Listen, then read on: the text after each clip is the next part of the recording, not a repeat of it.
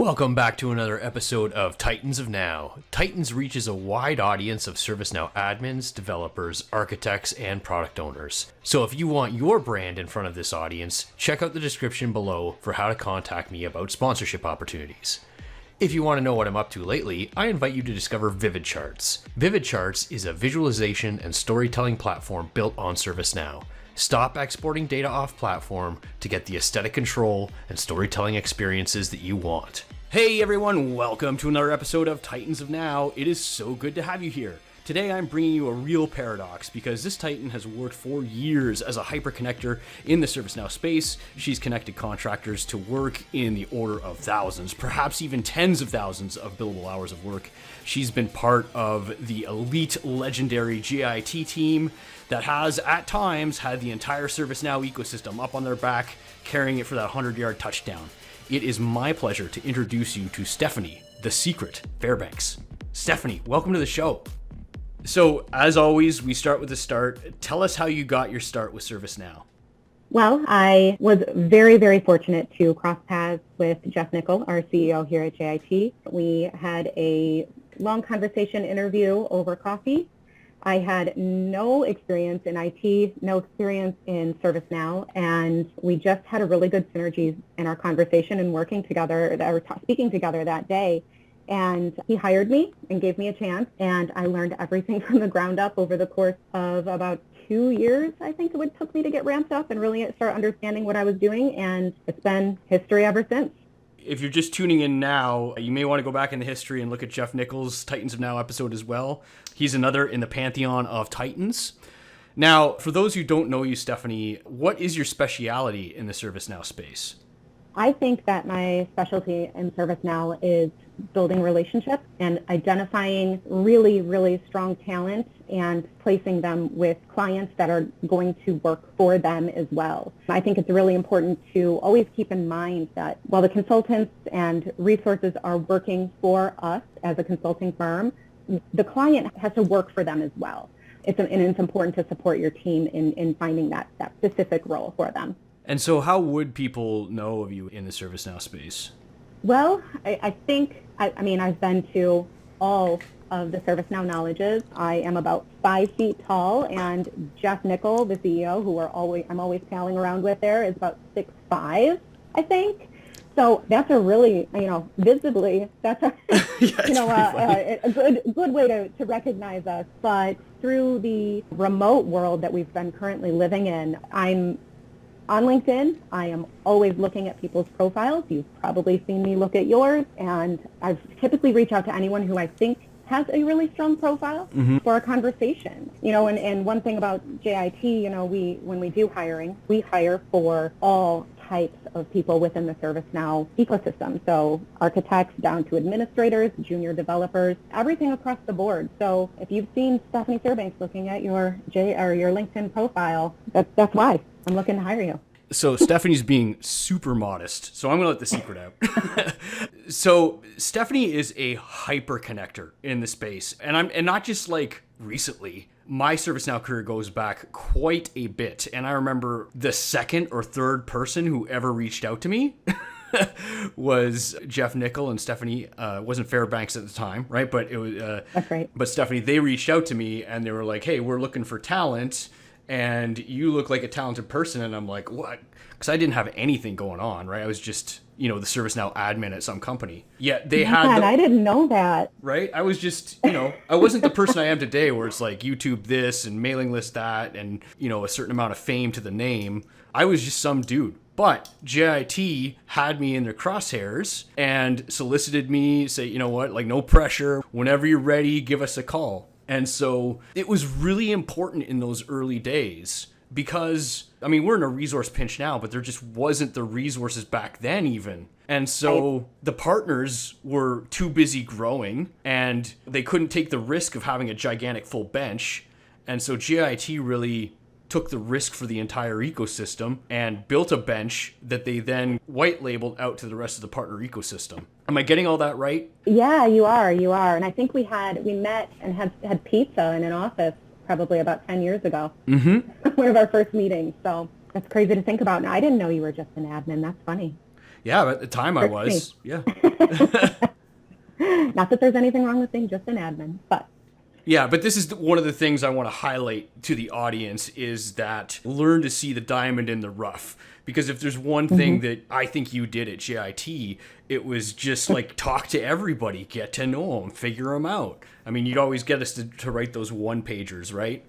yeah. Get those one-pagers so that you know what to tell your customers or you know how you could best place us for other opportunities. Absolutely. And that goes back to what I was saying earlier about building relationships and learning people and learning about everybody that I speak with. And it's really panned out. I think at JIT, we have independent contractors, longtime W-2 employees who've been working with us for years and years and years, and they make us who we are. And they are the ones who put our good name out there on all of these projects with all of our clients. And it's because of them that we've grown so much and become who we are today. Now, there's always been, and perhaps is getting worse now, like just a talent pinch. I feel like everybody who's anybody in the partner ecosystem is looking for people perpetually. And not only do you have to look for new people, but you also have to make sure that the people you have are happy to stay with you. Right. And JIT, just some of the people who have been working there, as you said, have been long haulers. And you still have that immense pool of the independents that you kind of, I don't want to say temporary work, right? But you slot them in as you need them and as they need work.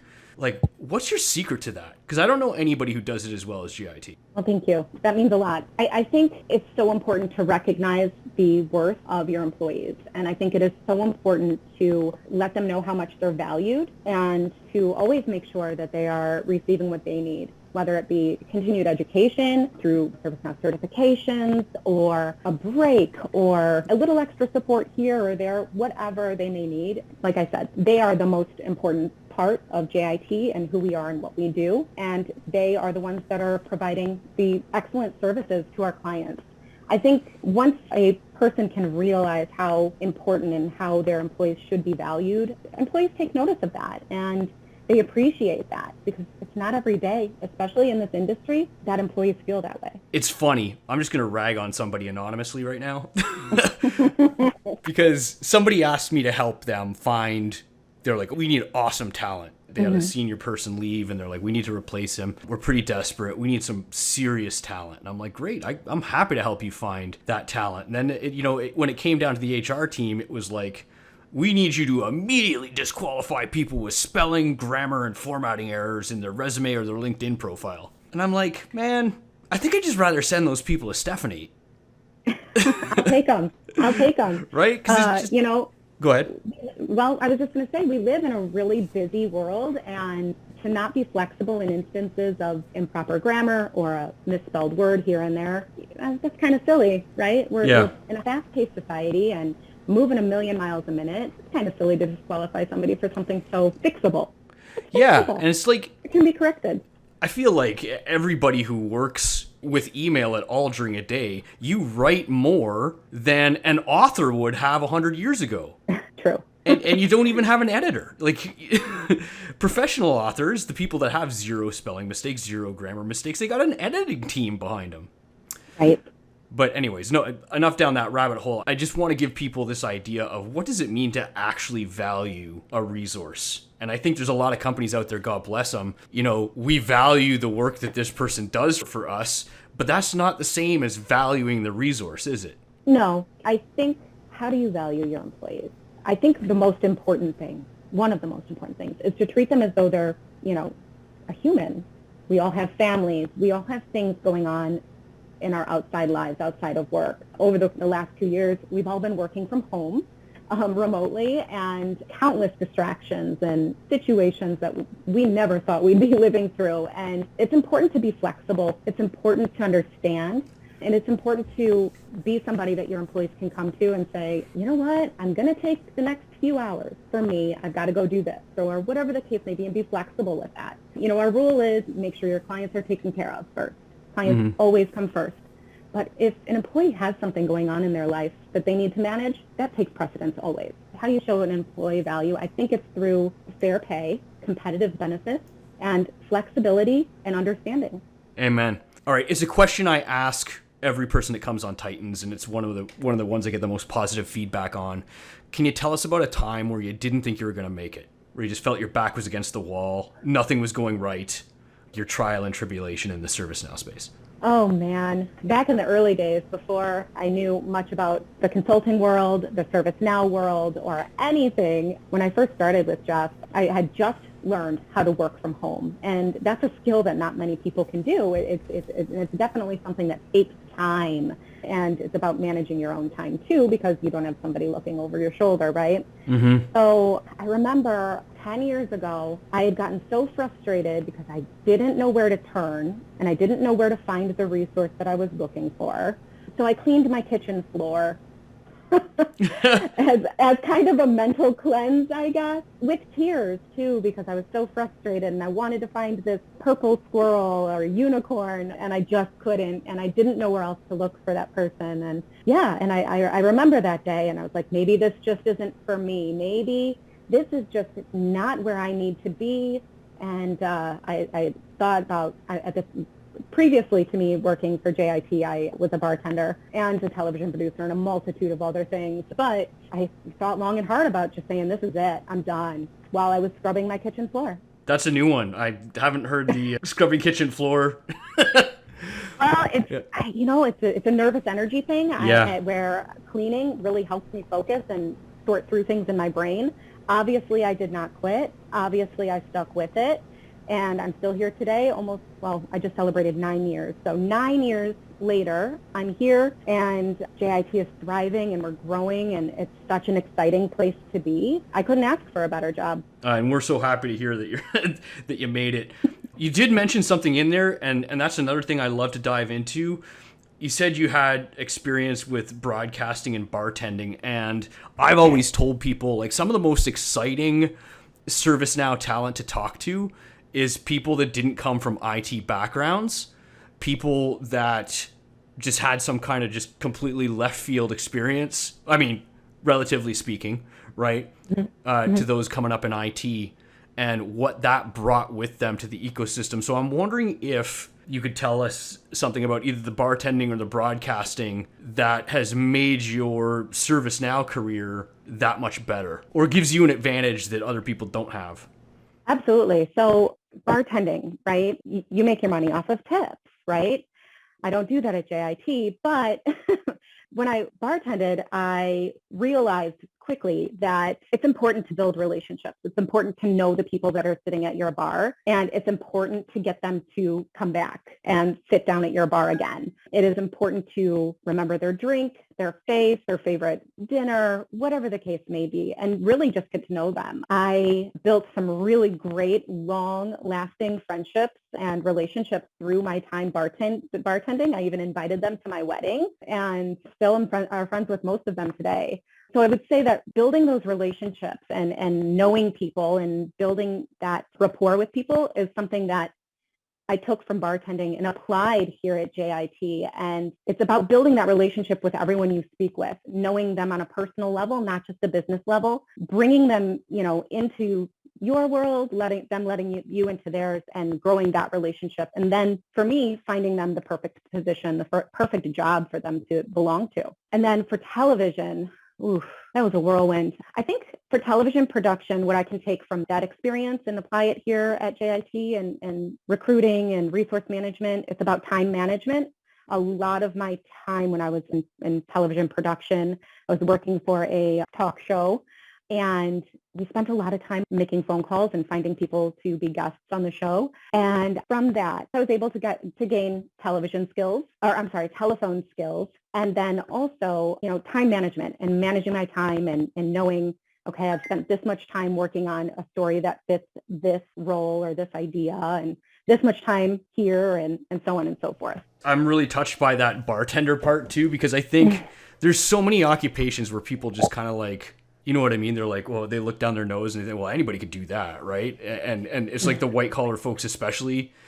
Mm-hmm. But it's sales at a human level, isn't it? It really is. And not everybody can do sales. Everybody in tech knows that. But if they understand that those social jobs, it's like human sales, you can't sleep on that kind of talent. No, and I always like to say that everybody should have a job at some point in their life as a waiter, waitress, or bartender and working in that restaurant industry. It really taught me a lot about the building relationships, meeting people's needs and expectations, and really just how to treat people. And it's about treating everybody with respect and in a high-stress environment. A busy Friday night is no fun when you're forgetting ranch for table 55.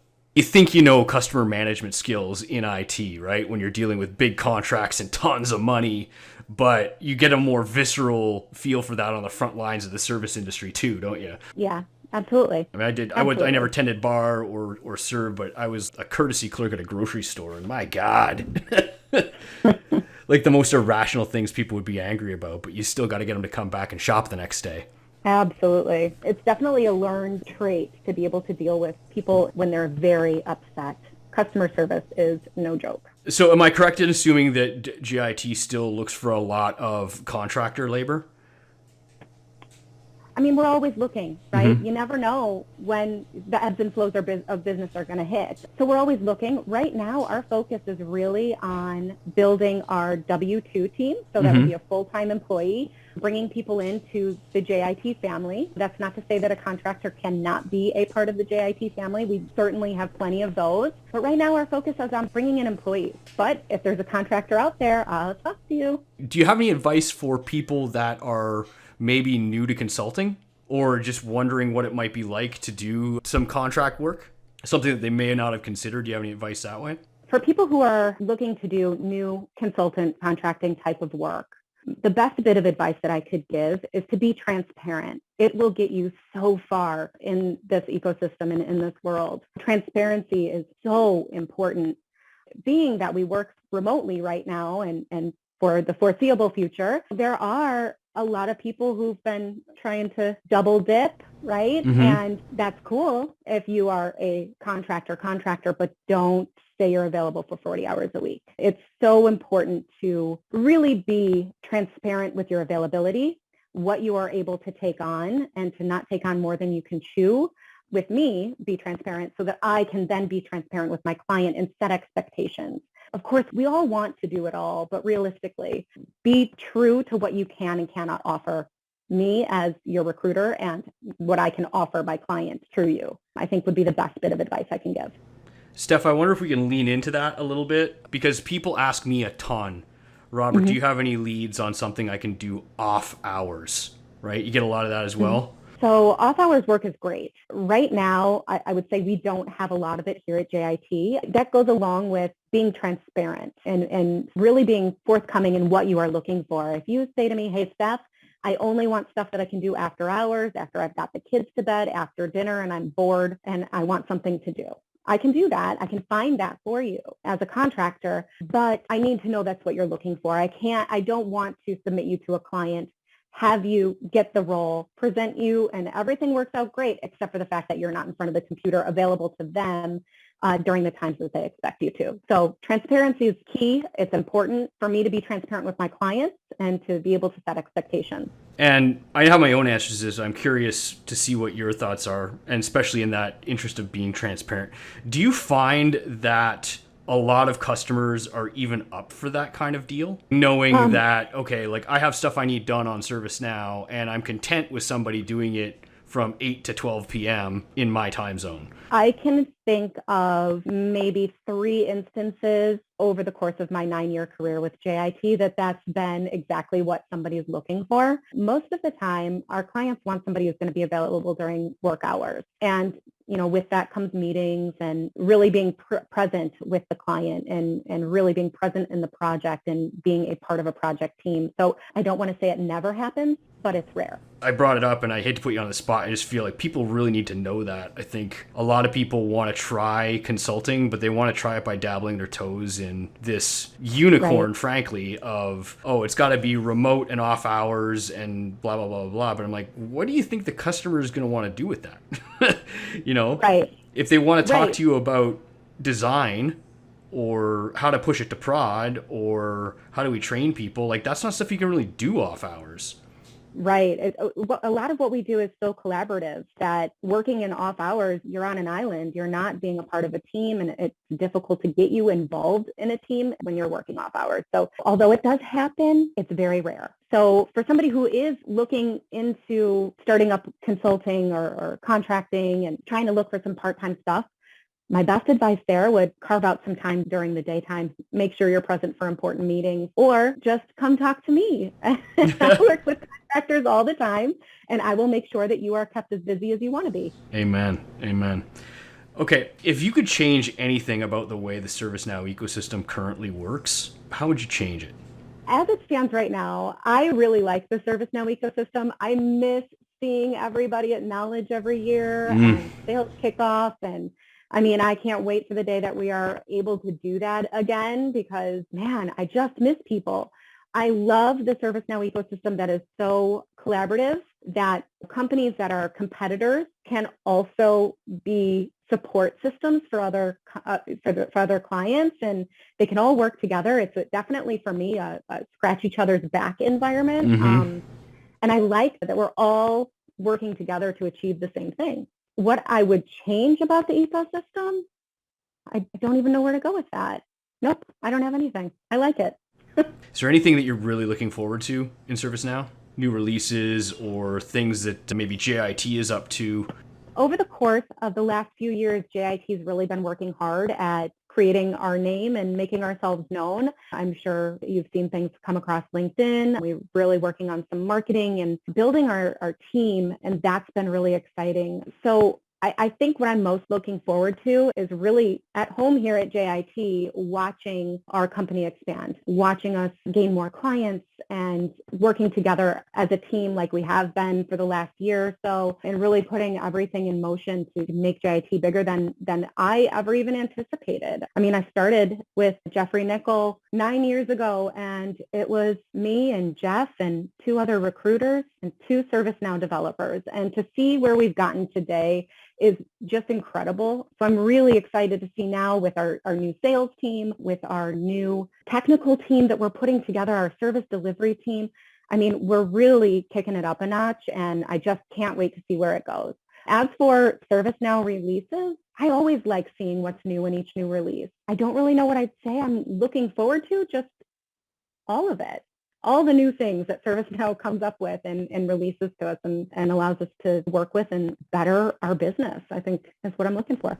All right, Stephanie, we're nearing the end, and you have done so much for the ServiceNow ecosystem. I know there's going to be a lot of people really happy to see you in the pantheon of the Titans. So since you've done so much for the ServiceNow community, what would you ask the ServiceNow community to do for you? Well, thank you so much. It's an honor to be here as a Titan. Never thought of myself that way, but I'm certainly impressed and proud that you do. For anybody who is looking for a new role, we are hiring here at JIT. We are looking for full-time employees, contractors, consultants. Master architect is our big one. We are hoping to fill that by the end of the year. So if you're a master architect and thinking about a new opportunity in a growing company, please reach out to me. I would be so happy to hear from you. You can just find me on LinkedIn. We are also looking for technical consultants, anyone who has experience in any of the product lines. We are busy, and we need your expertise. Also, business analysts. If you're a ServiceNow business analyst and you have experience, please reach out to me. I think that pretty much covers all of our needs right now. All right, Stephanie, it was an honor to have you on and very much appreciate your time. Yeah, thank you so much, Robert. Do you want your message in front of the best ServiceNow admins, developers, architects, and product owners in the business? Want a conversation about your ServiceNow strategy and architecture? You can reach me via my website at www.theduke.digital. If you want to contribute to high-frequency, high-quality ServiceNow content, all you need to do is feed the algorithm with likes, shares, and comments. Thanks for watching.